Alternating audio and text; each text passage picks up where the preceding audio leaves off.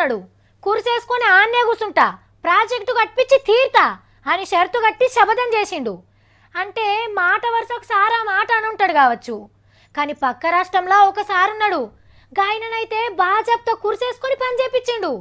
పని అయ్యేదాకా ఆడికెళ్ళి కదలలేదు. మరి గా సారేవలో మీరు కూడా చూడరు పారి. ఏదన్నా ఆపతస్తే ఆఫీసర్లను ఉరికిస్తారు గాని లీడర్ అయ్యగారులు ఇంట్లోకెళ్ళి బయటికెళ్లరు.